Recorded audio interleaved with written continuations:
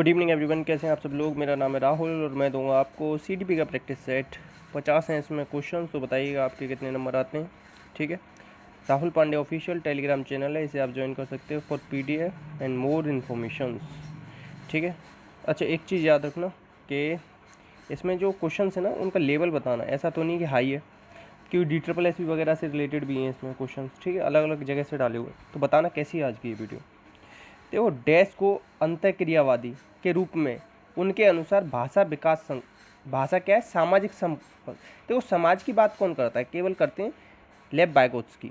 ठीक है, और लेव वाइगोत्स्की ने मेक बिलीव प्ले का कॉन्सेप्ट भी दिया है, ये भी याद रखना। ठीक है, और तो आंसर क्या हो जाएगा इसमें, बी। चोमस्की ने ना लैंग्वेज एक्विजिशन डिवाइस दिया था, और सिंथेटिक स्ट्रक्चर नाम की इनकी किताब है। नेक्स्ट, अब देखो, बुद्धिमत्ता कई पृथक कारकों से गठित होती है, ये सुझाव किसका है, तो कई पृथक कारकों से गठित होती है, ये सुझाव है आपका थॉर्नडाइक का। बहुखंड का सिद्धांत याद आ गया, बालू का सिद्धांत, CABD सिद्धांत, मुख्य नियम 3, 1898, तत्परता, अभ्यास, प्रभाव। ठीक है, टैप से याद कराया, तत्परता को रुचि का नियम भी कहते हैं। गौड़ नियम दिए 5, गौड़ नियम दिए 5, याद रखना। ठीक है, अब एक चीज़ याद है, गिलफोर्ड ने ना 3D मॉडल दिया है, त्रिआयामी मॉडल दिया है। इन्होंने पहले 120 कारक बताए थे, अभी प्रेजेंट में 180 कारक हैं। ठीक है, और इन्होंने क्या दिया है, संक्रिया, विषय वस्तु, उत्पाद, ये चीज़ याद रखना। ठीक है, आंसर हो जाएगा बी।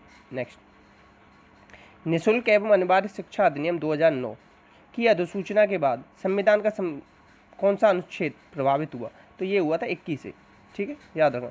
एक 86वां संविधान संशोधन 2002 भी याद रखना। ठीक है, और क्या याद रख सकते हो आप, बस इतना ही। और ये 2009 प्रभावी कब से हुआ था, 1 अप्रैल 2010 से। ठीक है, याद रखना। और ये RT जो है ना, ये लागू करने वाला 135वां कंट्री बनाए थे हम, नॉर्वे पहला था। ठीक है, और एक चीज़ याद रखना, 7 अध्याय 38 धाराएँ हैं इसमें। नेक्स्ट, और सबसे बड़ा अध्याय है, चौथा अध्याय सबसे बड़ा है, ये पूछा गया है क्वेश्चन, तो कौन सा अध्याय सबसे बड़ा है। नेक्स्ट, और शिक्षक के दायित्व ना, शिक्षक के दायित्व अनुच्छेद 24 में लिखे हुए। ठीक है, ये याद रखना। और 28 में लिखा हुआ है कि कोई ट्यूशन नहीं पढ़ाएगा, ये भी याद करते जाओ, पूछी जाती हैं कई बार चीज़ें। आपकी कक्षा में 2 मंदबुद्धि बच्चे को बिठाने के लिए बोला गया, तो आप क्या करोगे, ऐसे विद्यार्थियों को सिखाने की तकनीकी सीखेंगे, आंसर हो जाएगा सी।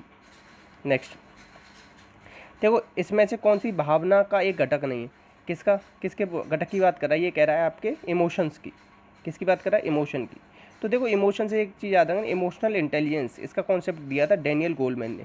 ठीक है, और बस इतना ही याद रख लेना। और 5 प्रकार के इन्होंने फिर उसमें वर्गीकरण किया है।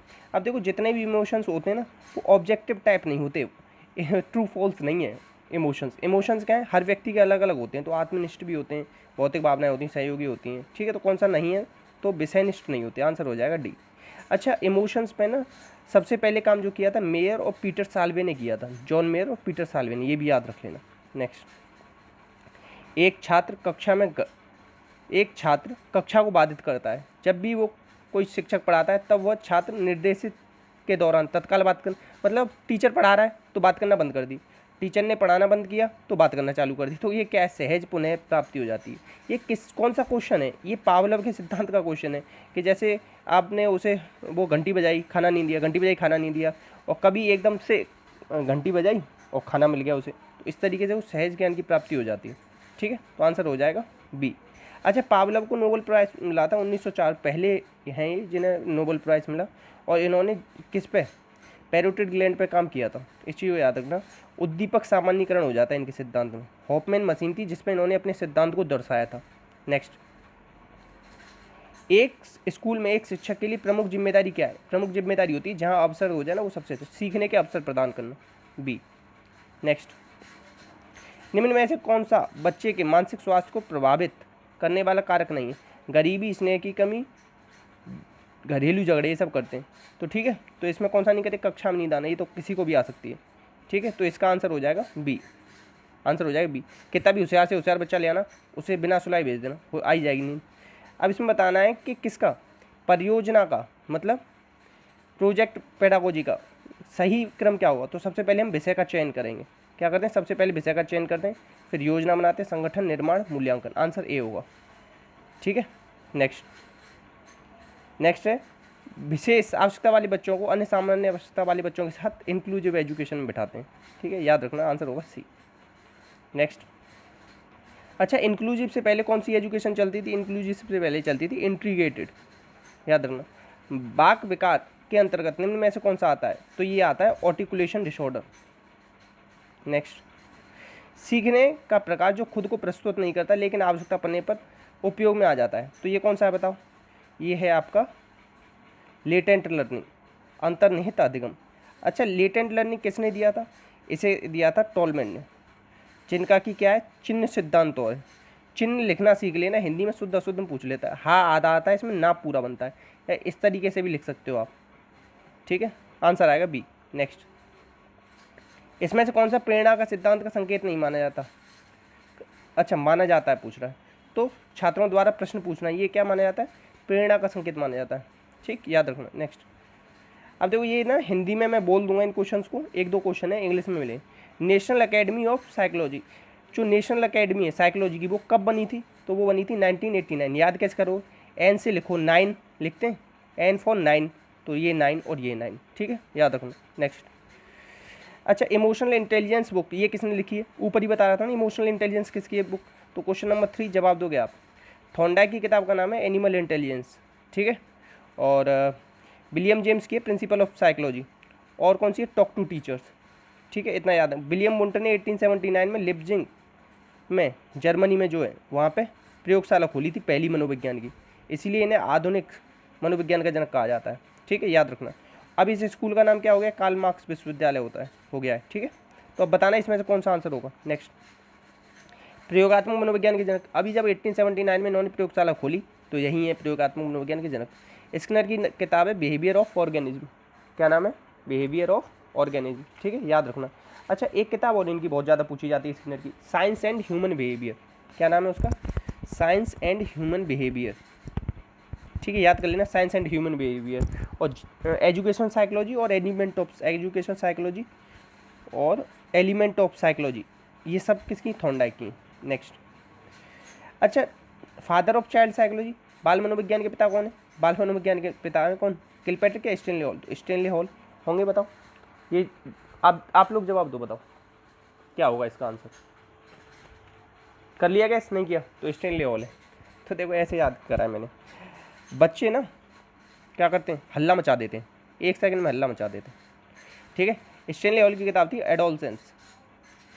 ठीक है, और ये याद रख सकते हो, इन्होंने किशोरावस्था पर भी बहुत ज़्यादा काम किया है। तनाव तूफान का काल कहा है। ठीक है, किलपैट्रिक ने क्या कहा है? किशोरावस्था को कठिन काल कहा है। क्या कहा है? कठिन काल। नेक्स्ट है रुडोल्फ गोल्फ का है। इन्होंने देखो मनोविज्ञान शब्द का, साइकोलॉजी शब्द का सबसे पहले प्रयोग किसने किया था? रुडोल्फ गोल्फ ने किया था 1590 में। उनकी किताब का नाम क्या था? साइकोलॉजिया। एमिली किसकी किताब है? एमिली, ये है रूसो की। ठीक है, याद रखना। अब देखो ये 1590 में किया था, फिर 1890 में ही, 300 साल बाद। ठीक है, तो 300 साल बाद किसने? यही विलियम जेम्स लेके आए थे प्रिंसिपल ऑफ साइकोलॉजी। ठीक है, ये याद रखना। नेक्स्ट, विलियम जेम्स को एक चीज़ और याद रख लेना, अमेरिका के अंदर मनोविज्ञान का पिता कहते हैं। ठीक है, इनकी इसका नाम था साइकोलॉजिया। नेक्स्ट, अच्छा पहली लैब साइकोलॉजी कब बनी थी? अब ये तो मैंने कई बार बता दिया, 2-3 बार बता दिया ना। ये क्वेश्चन नंबर 7 जवाब दोगे आप। नेक्स्ट, मनोविज्ञान जीवधारियों के व्यवहार का वैज्ञानिक अध्ययन है, तो ये किसने कहा था? तो जीवधारियों के व्यवहार का वैज्ञानिक अध्ययन है। तो ऐसे याद रखो, सबसे ज़्यादा जीव कौन चलाते हैं? जीव को कर लो जीव, तो सबसे ज़्यादा जीव चलाते हैं जिम में जाने वाले लोग, तो जिम बार्डो कर लो। ठीक है, नेक्स्ट, मनोविज्ञान व्यवहार व अनुभव का विज्ञान है। ठीक है, तो ये तो मैंने अभी मनोविज्ञान की परिभाषा बताई थी, तो उसमें तो था नहीं। तो व्यवहार और अनुभव की बात कौन करता है? तो ये करता है स्किनर। कौन करता है? स्किनर। ठीक है, आंसर होगा डी। नेक्स्ट, अच्छा निगमन विधि क्या है? निगमन विधि और आगमन विधि किसने दी थी? अरस्तु ने दी थी। अरस्तु को समस्या समाधान विधि का जनक कहते हैं। आधुनिक समय में समस्या समाधान विधि के जनक कौन है? John Dewey. तो देखो निगमन विधि ना अमनोवैज्ञानिक विधि है, याद रखना, आंसर होगा बी। नेक्स्ट, उपचारात्मक शिक्षण सहायक है। उपचारात्मक शिक्षण किसमें सहायक है? पुनरावृत्ति में नहीं, कमजोर छात्रों को सीखने की कठिनाइयों को दूर करने में या उनकी समस्याओं पर। देखो ये वाली जो लाइन दे रखी है ना, सभी छात्रों को पढ़ाने व उनकी समस्याओं को पहचानने में तो ये करता है निदानात्मक परीक्षण। क्या करता है? निदानात्मक परीक्षण। और जो उपचार करते हैं ना, तो वो क्या करते हैं? कठिनाइयों को दूर करने के लिए उपचार किया जाता है। तो ये होगा यहाँ उपचारात्मक शिक्षण। तो यहाँ पे इसका आंसर क्या हो जाएगा? आंसर हो जाएगा डी। इसका आंसर बनेगा ये वाला। ठीक है, याद रखना। नेक्स्ट है आपका, सूरज द्वारा बोलते समय शब्दों को देर तक खींचकर उच्चारण करना, ये क्षेत्रीयता का प्रभाव। तो इस तरीके से कोई भी क्वेश्चन आ जाए हिंदी पेडागोजी या साइकोलॉजी में पेडागोजी का, तो वो हमेशा ही उसे पॉजिटिव वे में लेके जाना है। देखो यहाँ पे क्या लिख रहा है? उच्चारण दोष होना, ये सब नहीं है।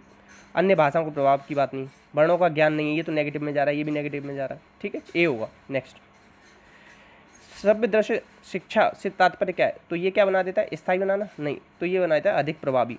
अभी देखो, आप जो मेरे को सुन भी रहे हो, इस वीडियो को देख भी रहे हो, तो क्या है, आपकी ज़्यादा से ज़्यादा ज्ञानेंद्रियाँ काम कर रही होती हैं। इस पर क्या आपके कान भी काम कर रहे हैं, आँखें भी काम कर रही हैं। ठीक है, और अगर केवल खुद से पढ़ोगे तो कान थोड़ी ना काम करेंगे, आइज काम करेंगे बस।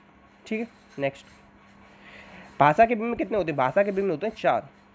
देखो, श्रव्य बिंब, दृश्य, श्रव्य गलत लिखा है, श्रव्य, दृश्य, ठीक है, भाव, और एक होता है विचार। ये लिख लेना कॉपी में, इंपॉर्टेंट बनेगा। 4 बिंब होते हैं। नेक्स्ट, अच्छा, नकारात्मक हस्तांतरण क्या होता है? देखो 3 तरीके के हस्तांतरण होता है, पॉजिटिव, नेगेटिव और जीरो। तो नकारात्मक क्या होता है? जब बाधा, नकारात्मक में ढूंढ लेना, बाधा शब्द मिलेगा, आंसर हो जाएगा बी। नेक्स्ट, अधिगम की प्रक्रिया में अधिगम का स्थानांतरण हो सकता है, कैसा हो सकता है? 3 तरीके का हो सकता है, तो ये सभी। ठीक है, नेक्स्ट, अधिगम पठार का क्या कारण है? ऐसे हम पढ़ रहे हैं, फिर ऐसे पठार बन जाता है, तो उसमें क्या कारण है? तो सीखने में ना तो सुधार होता है और ना ही प्रगति होती है। ठीक है, नेक्स्ट, जब पूर्व ज्ञान नए कौशल सुविधा प्रदान करता है, तो क्या हो गया? जो सुविधा प्रदान करता है तो वो सकारात्मक, बाधा प्रदान करता है नकारात्मक, कुछ नहीं करता तो शून्य। इसमें से कौन सा? अच्छा, ये जो जितने हैं एबिंगहॉस ने दिए थे लर्निंग कर्व। क्या दिए थे? लर्निंग कर्व, याद रखना। अधिगम पठार का कार्य क्या नहीं होता? अधिगम पठार का काम ये नहीं होता, रीइंफोर्स नहीं होता।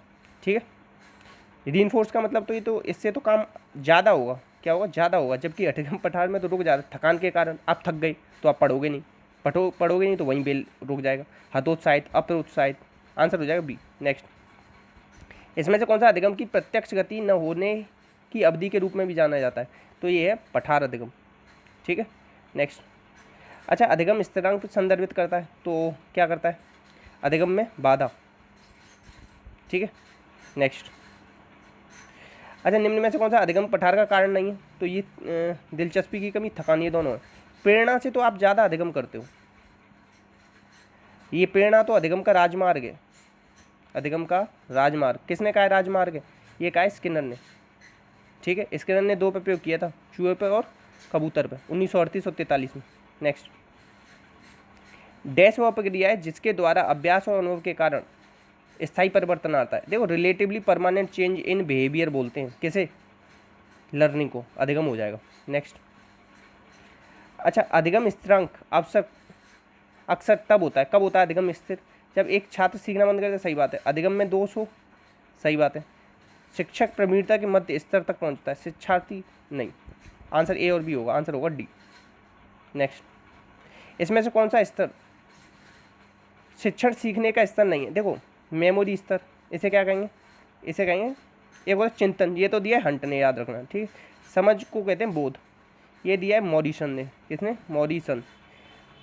ये स्मृति, मेमोरी स्तर को कहते हैं स्मृति, स्मृति दिया है हार्वर्ड ने, जिन्होंने मैथ पे जोर दिया था, एकेडमिक डिसिप्लिन दिया था। हार्वर्ड की पंचपदी प्रणाली, इनके स्टेप्स हैं प्रस्तावना, प्रस्तुतिकरण, साक्षर, सामान्यीकरण, अनुप्रयोग, याद रखना। ठीक है, आंसर क्या हो जाएगा? भेदभाव का स्तर कुछ नहीं होता, बाकी तीनों दे रखे हैं। किस मनोवैज्ञानिक ने न सीखने की सामग्री के रूप में निरर्थक शब्दों का एबिंगहॉस ने किया था, याद रखना। ठीक है, नेक्स्ट, संकेत अधिगम के अंतर्गत क्या आता है? पारंपरिक अनुकूलन। अच्छा, संकेत अधिगम की बात कहाँ होती है? गैने के लर्निंग में होती है। इन्होंने 8 प्रकार की लर्निंग बताई। द कंडीशन ऑफ लर्निंग, ये किताब है इनकी, यूपी टेट में आई थी, मेरा गलत हुआ था, याद रखना, आप मत करना। इनकी पहली यही सिग्नल लर्निंग, वो किससे रिलेटेड? पावलोव से रिलेटेड, आंसर हो जाएगा ये।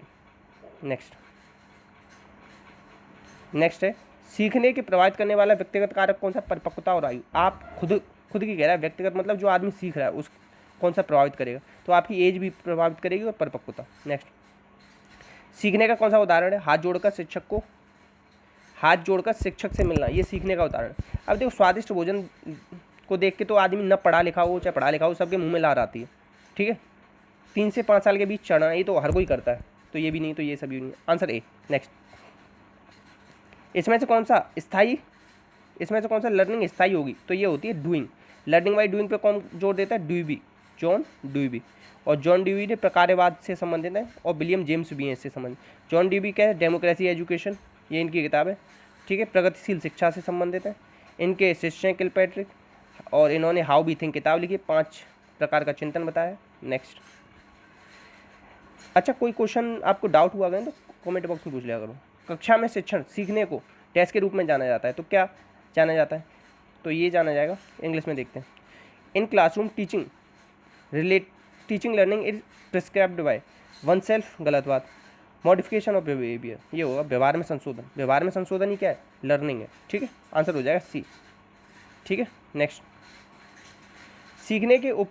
सीखने से संबंध किसी छात्र की समस्याओं के लिए सबसे अच्छा है। सबसे अच्छा क्या होता है, सीखने से संबंधित किसी छात्र की समस्याओं के लिए, अच्छा समस्या आ रही है छात्र को, तो क्या करोगे आप, नैदानिक शिक्षण करोगे। बताया था ना, नैदान मतलब पहचान, मतलब इंग्लिश में कहते हैं डायग्नोस, ये करोगे ना। आंसर हो जाएगा डी, डी से डायग्नोस, डी आंसर। नेक्स्ट, अच्छा इसमें से कौन सा विकल्प सीखने के लिए सही नहीं है, तो सीखना, देखो एक मात्रा आ गया ना, तुरंत काट दो, से एक मात्रा, आंसर गलत होता है। नेक्स्ट, तो इतने क्वेश्चन थे आपके, 50 क्वेश्चन कराए मैंने। देखूँ कितने मिनट हो गए, 16 मिनट में 50 क्वेश्चन। तो आप बताइए कि कितने नंबर आए, कौन सा क्वेश्चन समझ में नहीं आया। जो समझ में ना आए तो उसे कमेंट बॉक्स में डाल दें, ठीक है। और प्लीज़ शेयर करके सपोर्ट करना। और देखो इस तरीके से अगर रिवाइज करोगे तो DSSB के गारंटी ले रहा हूँ कि ज़्यादा से ज़्यादा क्वेश्चन कर पाओगे। बाकी अपना अपनों का ध्यान रखना। जय हिंद, जय भारत।